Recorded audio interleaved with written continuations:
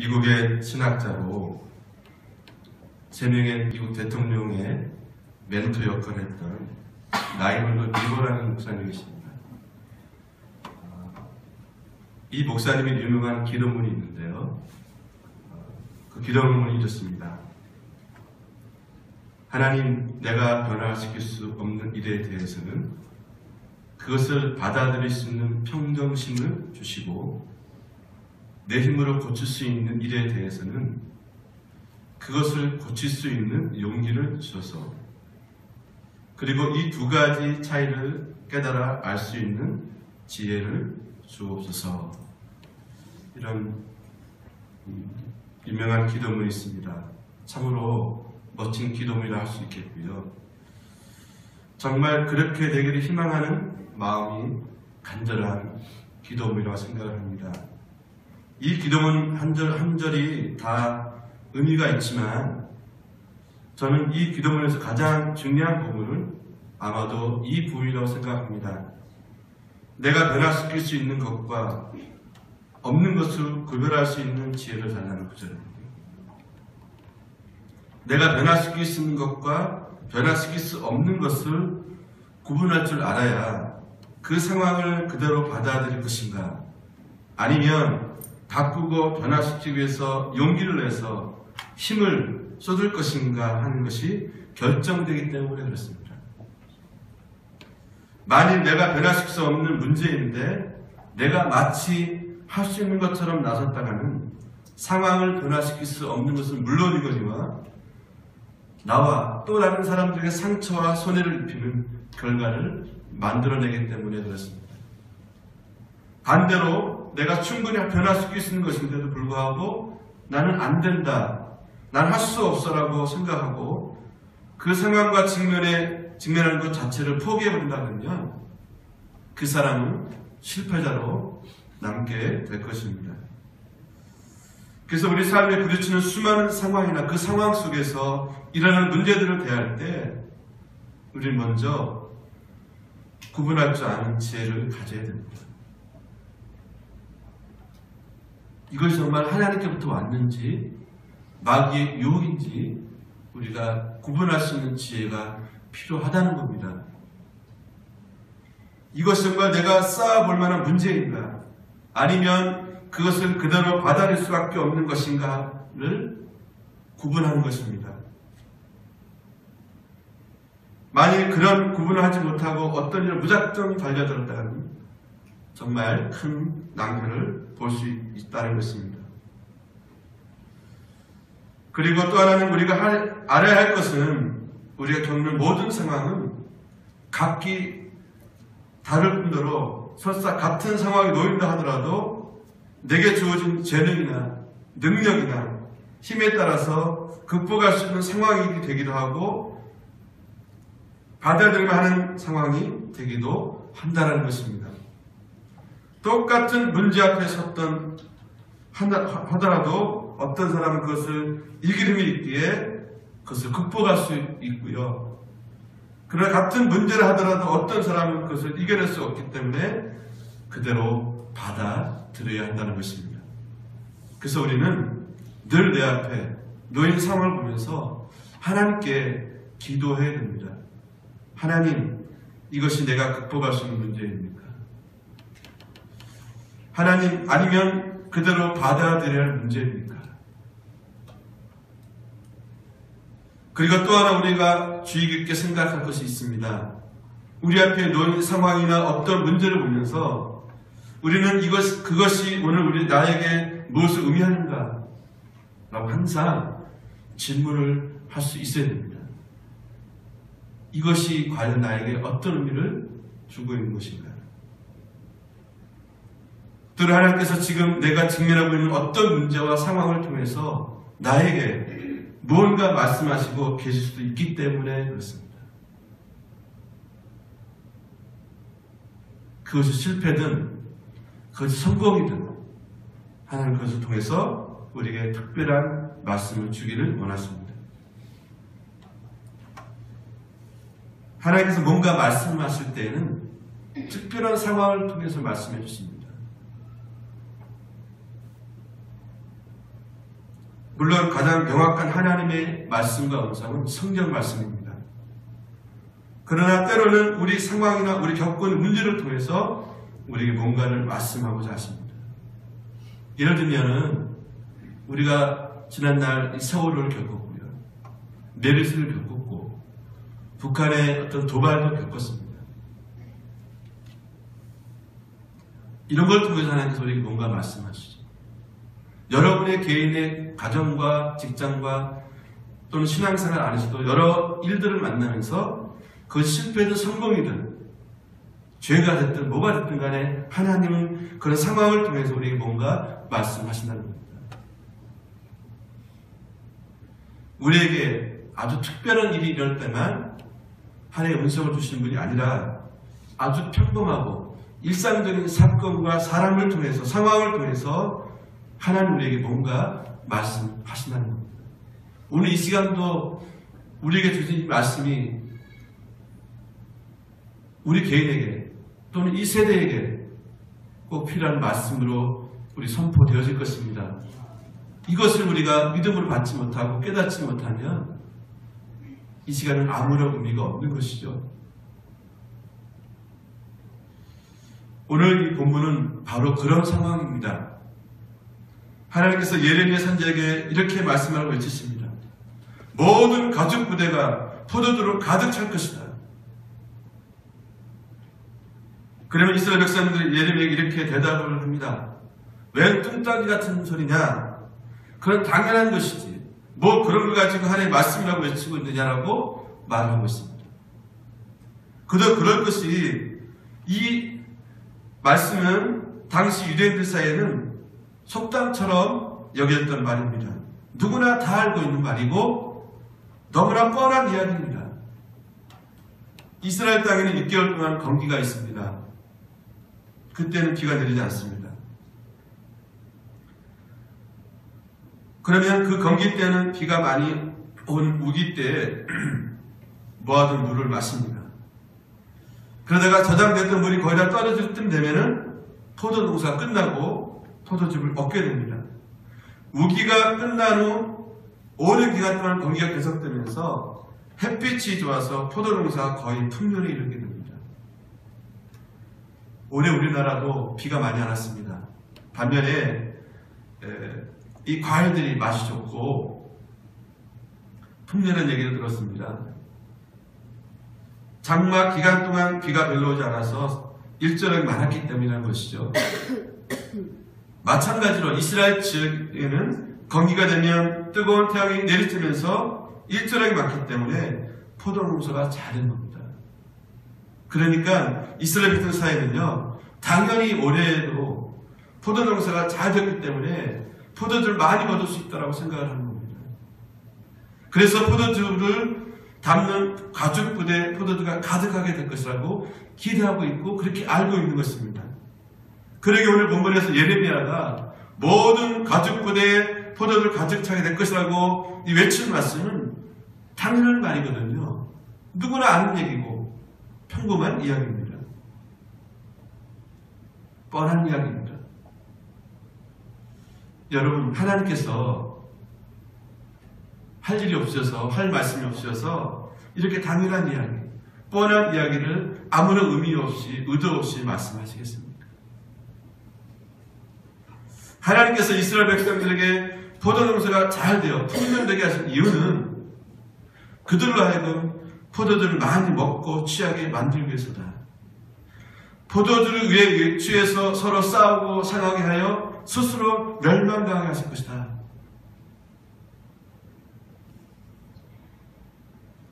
여러분, 예레미야 선지자는 남유다 말기에 예언을 활동했던 선지자입니다.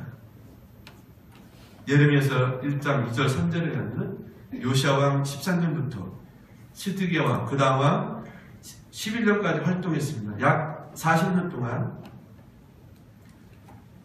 남유다가 멸망할 때까지 하나님의 말씀을 선포했던 선지자입니다. 이 시기에 이스라엘 백성들은 하나님을 등지고 우상 숭배를 합니다.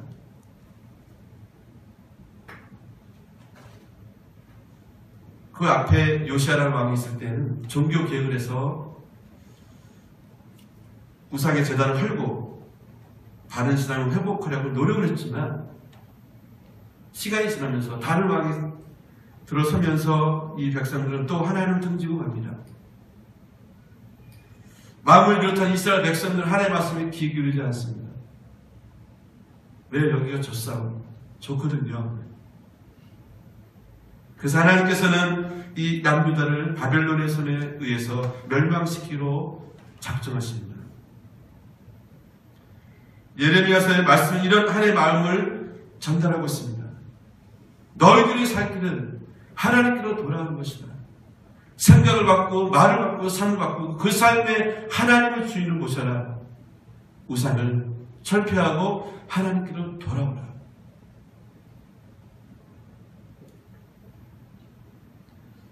그러나 그들은 이런 수많은 말씀과 경고에도 눈 하나 까딱하지 않습니다. 지나가는 개가 짖나 싶을 정도로 이 하나님의 종의 말씀을 하나도 귀 기울이지 않습니다.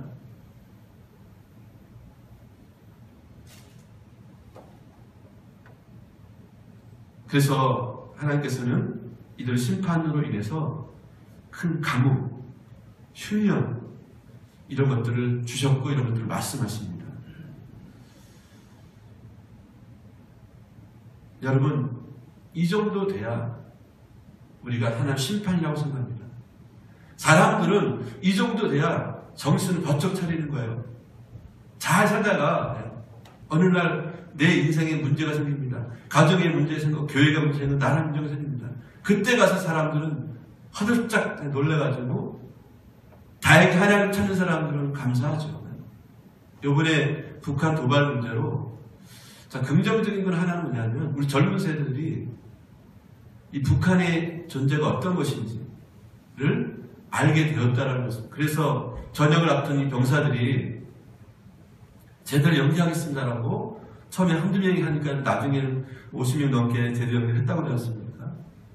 자, 만약에 그런 사건이 없었다 그러면 젊은 세대들 북한 이거에 대한 의식이 없습니다. 우리나라가 이렇게 전쟁의 위험에 놓인 것에 대해서 아무런 생각이 없는 세대들입니다. 근데 이번에 다행히 그걸 알게 된 것이죠. 여러분, 우리가 그렇듯이 어떤 일을 겪어야, 불행을 겪어야 신앙인들은 하나님께로 돌아가겠다 생각이 들고 일반 사람들은 우리가 잘못 살았구나 깨닫게 되는 것입니다. 그렇죠, 여러분? 그래서 하나님은 사랑하는 자에게 매를 준다는 말씀이 있어요. 근데 오늘은 이 말씀은요, 그런 예상을 완전히 뒤바꿔버리는 말씀입니다. 오히려 풍년이 되는 겁니다.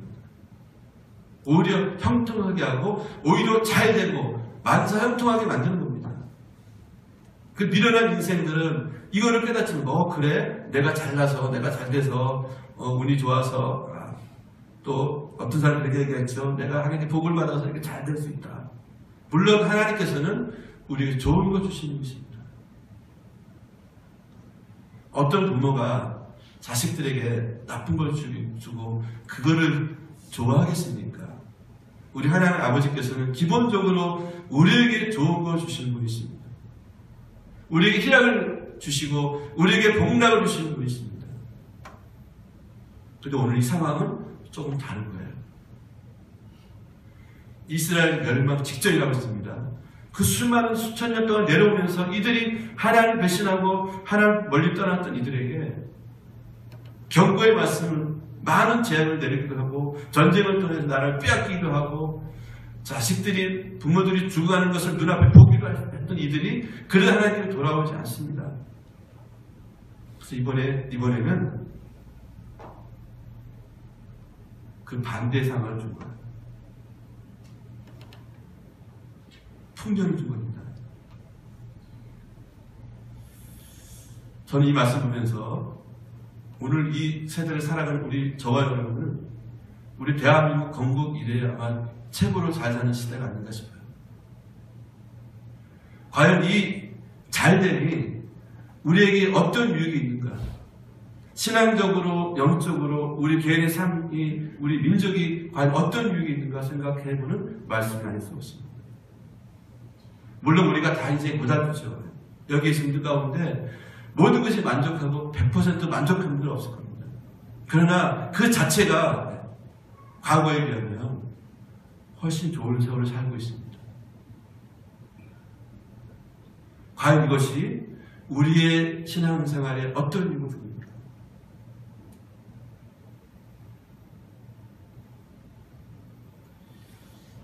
역사적으로 보면요, 강대국들이 멸망한 사례를 보면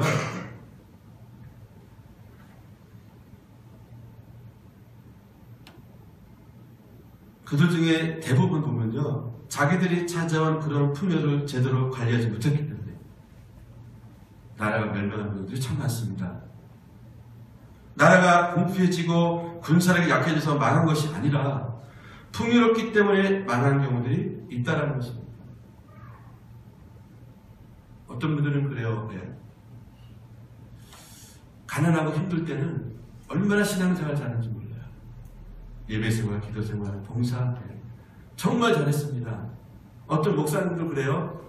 이 교회를 개척할 때 얼마나 기도 많이 하고 얼마나 말씀에 붙들려서 충만한지 모릅니다. 상황이 달라집니다.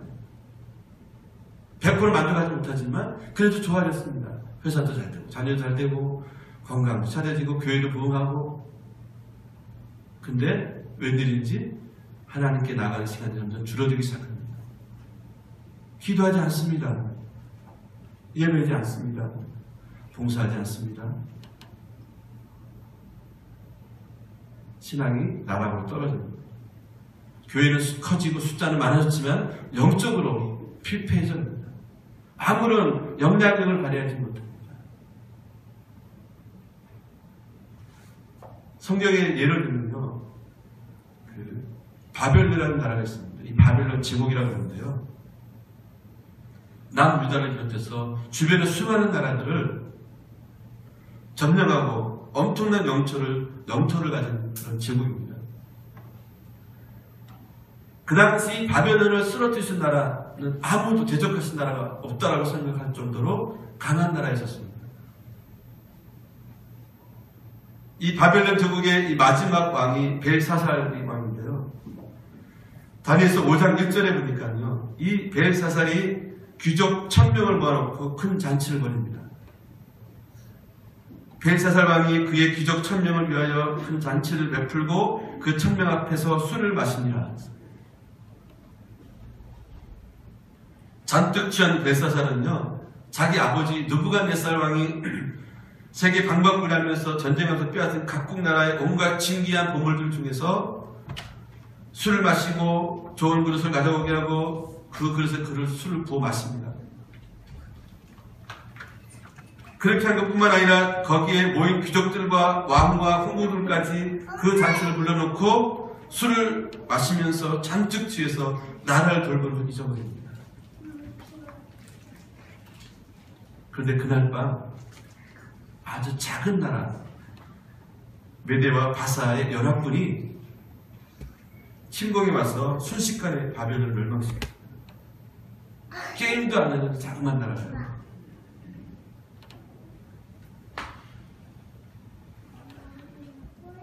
바벨론 왕과 귀족들, 제자들이 잔뜩 취해 있을 바로 그때에 이런 일이 일어났습니다. 자, 여러분, 이 사실이 우리에게 주는 교훈한 바가 있지 않겠습니까? 오늘 이 말씀과 결론 연구해서 생각해보면 정말 귀한 교훈을 얻게 됩니다.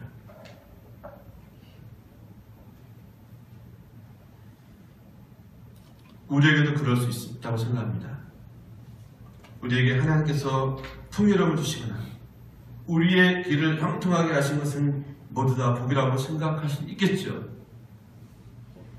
어떤 사람은 그 풍요로움 때문에 결국 멸망길을 가기도 하고, 어떤 사람은 자신의 삶이 형통할 때 스스로 자멸의 길을 걷기도 합니다. 한번 이렇게 생각해 보십시오.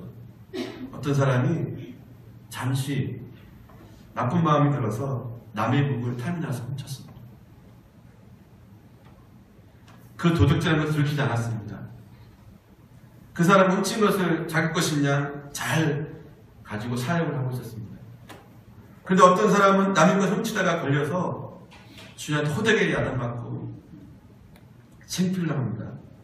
손이 많이 들어 빌었습니다. 용서해 주십시오. 제가 잘못했습니다. 용서해 주십시오. 배상하겠습니다. 정말 잘못했습니다. 용서를 받았습니다.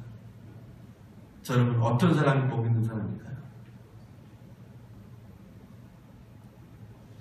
주인에게 안 들켜서 유행이 잘 벗어난 사람이 복을 받은 것입니까? 아니면 들켜서 야단맞아서 용서를 받은 사람이 복 있는 사람입니까?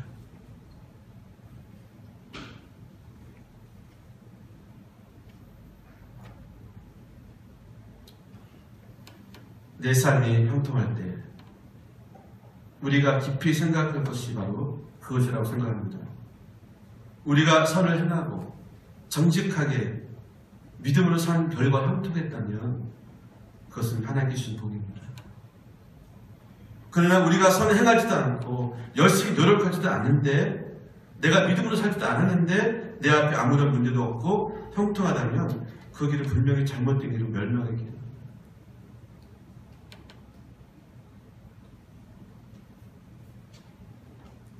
저는 차라리 그래서 그냥 조용히 넘어가는 것보다 제가 하나님 앞에서 잘못된 것이 하나님 앞에 발각하게 돼가지고 하나님 앞에 책망 받는 것이 더시 옳은 일이다 생각합니다. 이것이 근데 이것이 잘못 길들어지면요, 좋은 게 좋다고 그래 잘 넘어가자 이러다 보면은 결국 나중에 더 큰 문제가 터지더라고요. 예를 들면 학생들 좀 있습니다. 공부를 별로 하지 않았는데 성적이 잘 나옵니다. 참 희한하죠? 그다 컨닝한 거 아닌데 조금 수업 시간에 정신 바짝 차리고 좀 하고 했는데 성적이 잘 나왔어요. 요것 봐라. 괜찮네 이거. 공부 안 합니다. 저 어떻게 될까요, 여러분?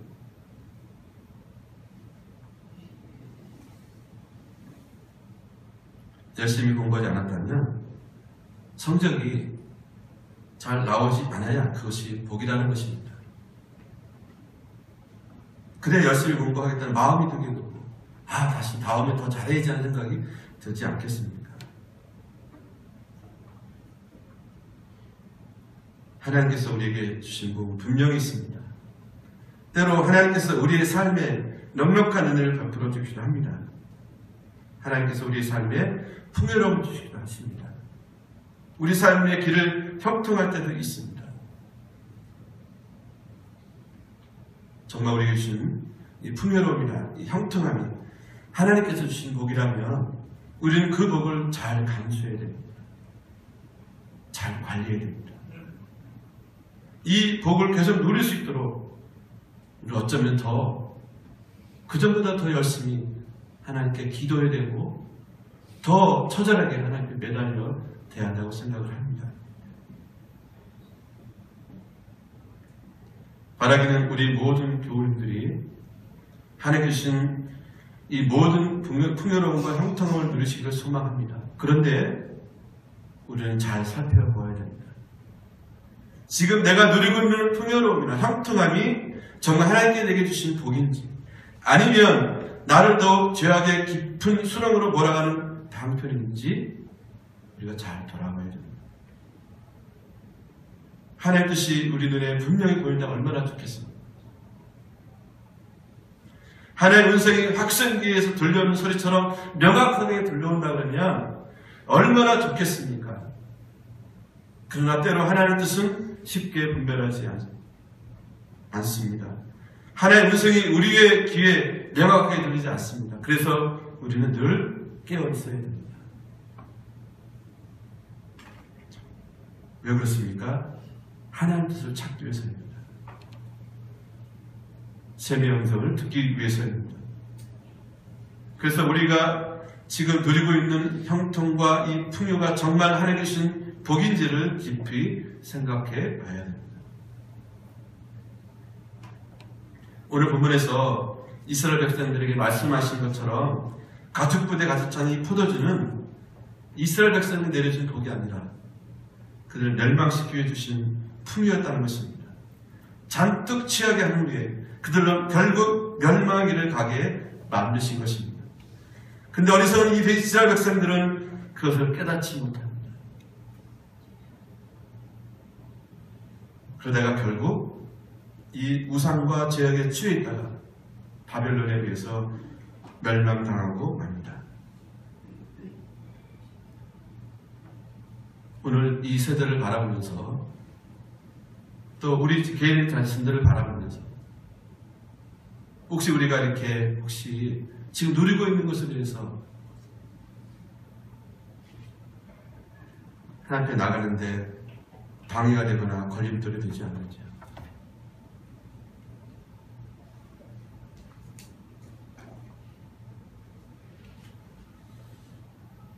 잘못된 분들이 처음부터 잘못된 분들은 아니더라고요. 처음에는 얼마나 사람이 좋고 얼마나 그렇게 열심히 살고 얼마나 하나님이 잘 믿는지 모릅니다. 아까 말씀드린 대로 맘 같은 목사님도 처음부터 그런 분들 아니었거든요. 풍요롭고 안전하고 형통하게 오히려 그들 그렇게 만든 것입니다. 그래서 우리 민족이, 우리 세대가 또는 우리 교회가 여러분이 그렇게 되지 않기를 정말 이럴 때일수록 더 하나님께 믿음을 구하고 찾고 나갈 수 있는 우리 모두가 되지 않겠는가. 이 말씀이 오늘 이 풍요롭게 사는 이 세대에게 주신 말씀이 아니겠는가. 그래서 여러분 형통할 때 하나님을 찬양하고 곤고한 날이 있을 때 하나님께 기도하라고 말씀하셨습니다. 여러분 우리는 뭘 하고 있습니까? 하나님을 찬양하고 계시나요? 기도하고 계시나요? 다들 말합니다. 지금 세대가 왜 이렇게 엉망으로 돌아갈까? 사람들이 왜 저렇게 악하고 죄를 지을까? 심지어는 교회들이 왜 저럴까? 목사님들 왜 저러지? 이런 한숨을 지으면서 우리가 살아가고 있습니다. 하나님은 여러 가지 상황을 통해서 말씀하신다고 했습니다. 이미 그런 징조들을 보여줬습니다. 우리가 그거에 대해서 반응하지 않으면 하나님 오늘 같은 말씀으로 우리에게 다가올지 모르겠습니다. 여러분 그래서 깨어 있으십시오. 세상 헛된 것을 구하고 찾지 마시고 하나님을 구하고 하나님 앞에 사시기를 바랍니다. 믿음으로 사시기를 바랍니다. 그래서 정말 주신 이 복을 헤아려 보면서 감사하면서 아버지 앞에 쓰임받고 충성할 수 있는 저와 여러분 되기를 주의 이름으로 간절히 축원하며 드립니다. 기도하겠습니다.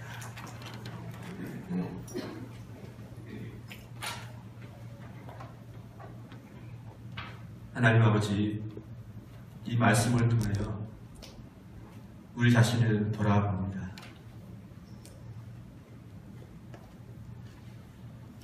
나는 과연